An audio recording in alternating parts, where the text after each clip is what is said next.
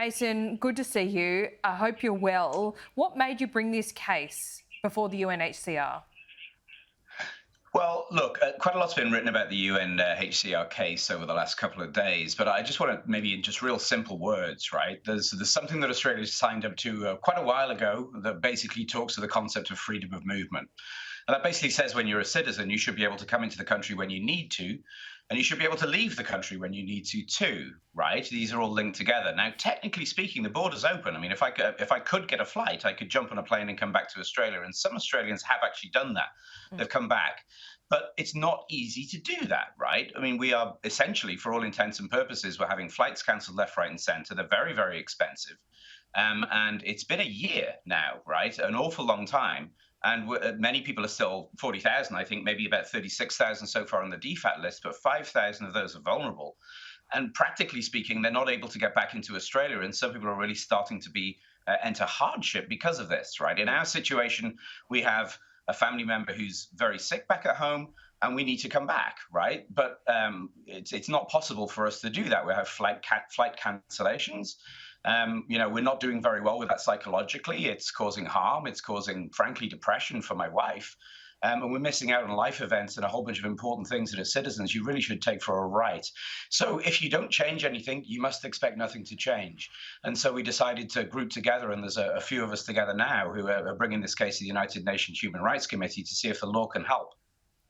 Well, what happens next for you now, and how does this potentially filter through and set a precedent for other Australians trying to get home? Yeah, so effectively, what's happened is that the United Nations has made a ruling, right? They've effectively said that they consider there to be a immediate potential risk to myself and the other petitioner.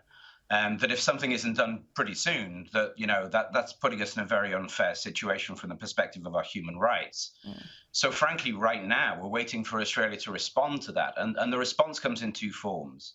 The first response is that they have to effectively put in writing back to the Human Rights Committee why they derogated, as it's called, why they basically dodged this responsibility that they signed up 4 years ago. And then the second thing is because of the nature of the case, they've been asked to put in what's called interim measures, which basically means that they've asked Australia to act now to help to prevent that harm that I was talking about before, to bring myself and the other petitioner back. But really, this case isn't about me, right? There's an awful lot of Australians who are stranded abroad right now, who frankly, many of them in many more pressing need than I am, to be able to come back to Australia. So I think what we're clearly seeing here now is a precedent that's being set. That if our cases are important, so are many other people's cases important as well.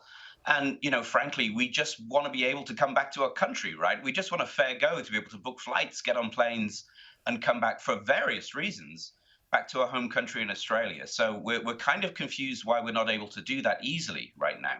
So just explain to me once again, what are the biggest barriers for you? Because there are flights leaving the United States, but are they prohibitively expensive? Yeah, so in our situation, we have looked on several occasions during the course of the last 12 months to try and find flights home. I mean, look, at the beginning of the pandemic, I think common sense applied. I mean, no one wanted to jump on a plane and fly around while there was a very unknown, highly infectious disease floating around. So in the early days, it was like a bit of shock and awe, a bit like everybody was in. But a lot happens in a year, right? And as we were moving through the year and countries were developing coping strategies for how to manage the movement of people citizens back into their own countries, we were looking at flights and trying to secure flights. But you're right. I mean, they were like 5, 10, 15x the price that you would usually pay for that journey. It becomes pretty unaffordable. But at the beginning of this year, when the family health crisis developed, we booked a flight and we had a flight back to Australia. But that flight was subsequently cancelled, right? So, and when I say cancelled, it's not like they say, sorry, we can't fly anymore, here's a refund. I got a voucher back from the airline instead, right? So what am I to do now? Do I go to a different carrier and book another flight and bury some more of my money? I mean, like $10,000 into another set of tickets per person to try and get back. And then I end up with another cancellation, and I end up with a whole bunch of vouchers for travel that I'm never going to be able to take. And so, it literally just it's been really difficult. Now, times change, of course, that it's a dynamic situation that we're in. and flights fluctuate all the time. But we're really just not being given the opportunity to exercise this right to come back. Yeah. The Department of Foreign Affairs and Trade have, in fact, put on some repatriation flights. There aren't any from America specifically, but there are repatriation flights from other parts of the world. But I want to make sure that people understand the sentiment. That's not free flights home, right? These Mm. are thousands of dollars per flight as well. Again, two, three, four times the price you'd usually pay for that route. Yeah. And individuals have to then find out a way of getting themselves, potentially mum, dad, two kids, right, a family of four back, and they're emptying out their savings account to try and make that happen. So it's a real problem, and it really needs one simple fix. It needs an increase in quarantine capacity back in Australia, right? I mean, we'll pay for our flights. We're not shy to put our hands in our pockets and pay for our flights.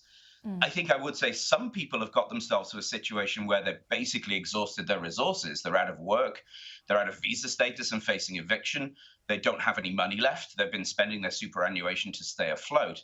And for those people, there may well need to be some help. But on general, we are perfectly happy to kind of fund our own way home. We're not freeloaders after a free flight. It's just that there's nothing we can do to effectuate our return back if flights are not available and they get cancelled. Well, Jason George, it is a very difficult situation for you indeed. Thanks so much for spelling it out to us. And we will speak to you again once we hear the federal government's official response. And hopefully we can get a resolution for you, Jason. Thanks so much. I really hope so too, especially with Anzac Day on the way, right? Leave no one behind, I think is the saying. So I really appreciate your time, Laura. Thanks for helping me get the message out.